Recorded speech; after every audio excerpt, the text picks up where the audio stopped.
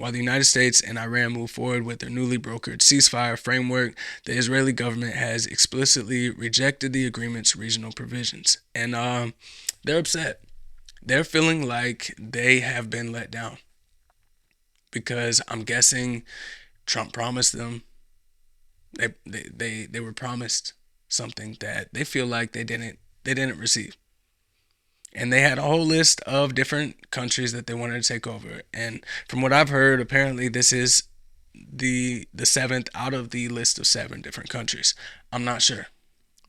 Like I said, common person here on the side, trying to make sense of this, trying to figure out why gas is going up. They they feel let down. They feel like this wasn't taken to the extent that they were promised.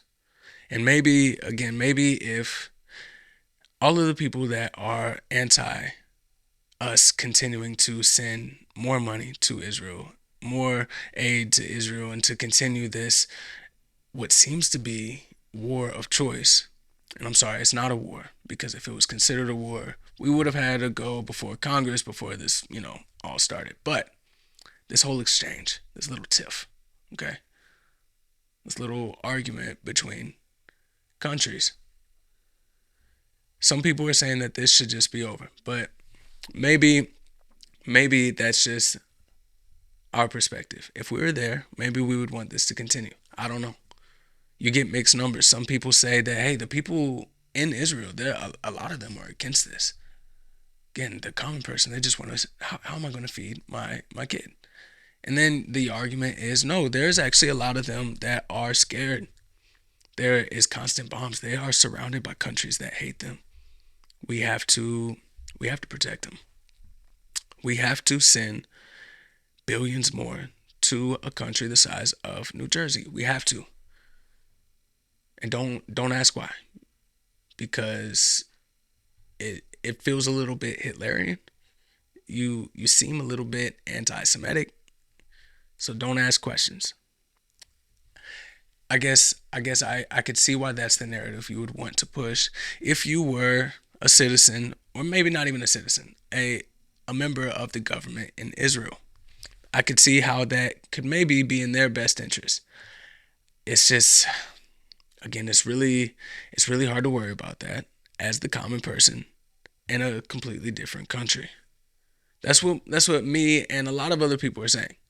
That's why I'm pro deal. I'm not anti-Israel, but I'm pro deal. And a lot of people are saying this. And even though they explicitly say this, the attack immediately seems to be, you must be anti-Israel. You must be anti-Semitic. You must be some sort of devout worshiper and follower of Adolf Hitler. You Nazi is essentially their argument. And I don't know. Like I said, I try to see all sides. I'm trying to take in the facts of the situation. Multiple high-ranking Israeli ministers announced that Israel is not bound by the diplomatic understandings reached between Washington and Tehran, nor will it comply with any international withdrawal timelines. And this is where I'm personally a little bit nervous. I'm relieved that there seems to be a deal, but I'm nervous that the deal could be completely blown up if they continue to blow up more places in Lebanon. Iran said this is it. And while they wanted the people of Palestine to stop getting bombed as well, they realized that there was an extent to their negotiating power. But they said, hey, we do have to draw the red line here. Israel has to stop bombing Lebanon. And maybe they do, maybe they don't. I think, just my 2 cents. Again, I know there's other factors. I know. I think a candid conversation is needed where it's like, hey, I want a deal, Israel. This is what Trump maybe should say. I want a deal with Iran. I do. I don't want any more people to die. It's just, I don't like it. I don't seem to like it like you. So, Benjamin, can I call you Benji? Benny, I want to make a deal. Let's make a deal. And if you don't want to stop bombing them. I'm letting you know now, just because we have been allies historically. If you don't want to stop bombing Lebanon, I'm gonna have to tell Iran, can we please take this off the table, as long as America stops funding any more bombing that happens from Israel. I'm gonna have to cut you off, and it's gonna be a moment. It's gonna be a moment because it does feel like Israel is the spoiled trust fund kid that is used to getting their way. And when you tell the trust fund baby that you're getting cut off, when you tell them this, it it's going to stir up some problems. What problems? I'm not sure. Maybe we should see the other side of that to see if it's actually worth it. I feel like it will. I feel like not too much will happen if we say, hey, you know how you're able to do everything that you're able to do, and it's because of the money that we're sending and how we're able to basically prop you up as a country. We're gonna cut that off. Now, if they're cut off, I don't know how much of a threat you could really be. I mean, I know they have nukes. They say they don't have nukes. We know they have nukes. They clearly have nukes. But it's that same standoff situation. Nobody's using the nukes. Again, thank God. Relieved on that note as well. But if anything were to fuck this deal up, I think it would be this. And I think the only way out of it is if Trump says, you are cut off, you spoiled trust fund bitch. You're cut off. I can't keep doing this. Israel is the little bitch ass friend that has a loud ass mouth that every time you take out, they're trying to get in fights and you have to help them out, and they're constantly needing money and they're spying on you and shit like that. At a certain point, you have to cut them off. Again, this isn't me anti Israel or Israeli people or anything like that. It's just anti enabling. I think it's just me as a person, by the way. That's just me in general, by the way. I think enabling somebody clearly does not lead to a positive outcome. That's how I feel with my kids. My kids will not be enabled. You know, they want to, they try, and that's natural. If it can be exploited, it will. They'll try. And you know, with the kid, it's very simple. They'll try to whine. They'll try to give you a face, a little cute face. They'll try a different. You'll notice. For parents out there, and if you're not a parent, you'll notice one day if you decide to become one. They go through phases of what they try on you, because just like everybody else, they're testing out what works. Will the puppy dog face work? Will I get my ice cream now? Do I still have to take a bath if I throw a fit? So you're gonna have to endure whatever tantrum, whatever fit that Israel is gonna throw. It's okay. Tell them we still love you. We're still here for you.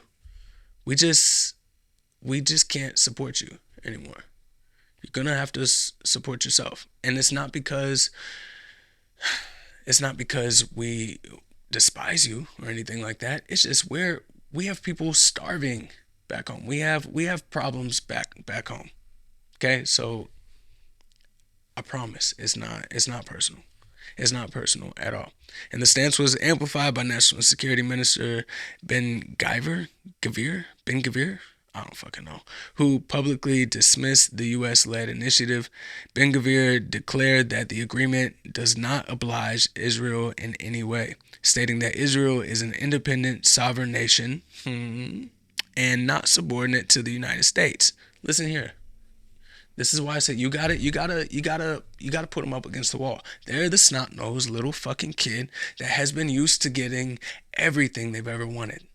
They don't know what allowance means, because allowance kind of alludes to the fact that you do some sort of work, you do some sort of chore, or that there's some sort of like cadence to it, like it's once a week or once a month. They're so fucking used to getting money whenever they ask for it. They're so used to getting whatever they want. You gotta go up to this little snot-nosed, spoiled ass brat of a kid that you have, United States, and you gotta say, look, you don't call the shots. And I'm sorry, you do oblige. to what America says as long as you are using America's money. If you want to go, and this is something you say to a kid, again, the same thing with, like I said, with enabling my kids. This is how I feel.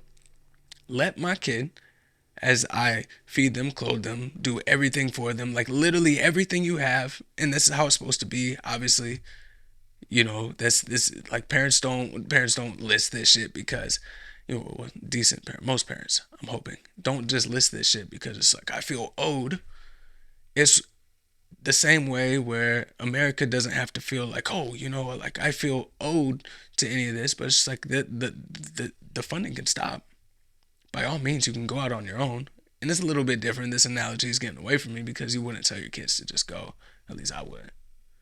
But you would remind them that, hey, who pays the bills? That food that you eat, how'd you get that? Until you want to start providing for yourself, I'm sorry, but you do have to live by my rules.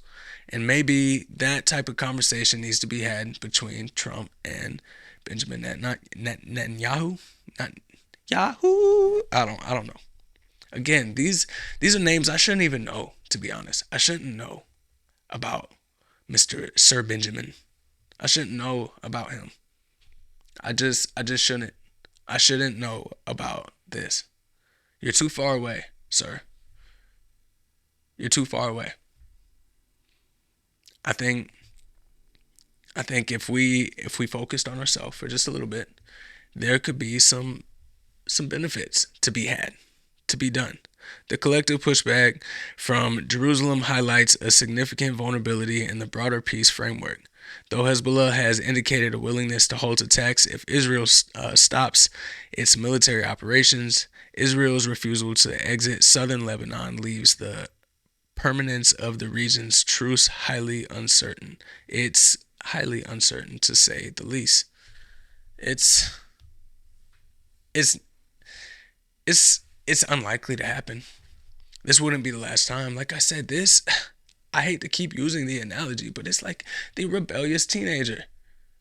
How many times has it been where Trump will specifically say, hey, don't do this, and they do that? Hey, we got to draw a line here. Make sure you don't do this. Oh, okay, that's fine. Let's wait till J.D. Vance comes over here to Israel, and that's what we'll do. Because it's always going to be a big fuck you. Fuck you, Dad. I don't care if you pay my bills. By the way, can I get some money? By the way, can I get some help? By the way, I got in another altercation. By the way, do you want us to be exterminated? Don't we have a right to live? Don't we have a right to exist? The fuck are you talking about? You sound like a little fucking emo little teenage girl. What are you talking about? You have a right to exist? Who told you you didn't? Who told you you didn't? You don't have a right to another country's money. Sorry. You don't have a right to that. You have a right to exist. I believe everybody does, by the way, including the innocent people that have been blown up by you, by choice. By us, by choice. That's why it's like, this isn't me pointing fingers, by the way. They all do it, just like the politicians. They all fucking do it.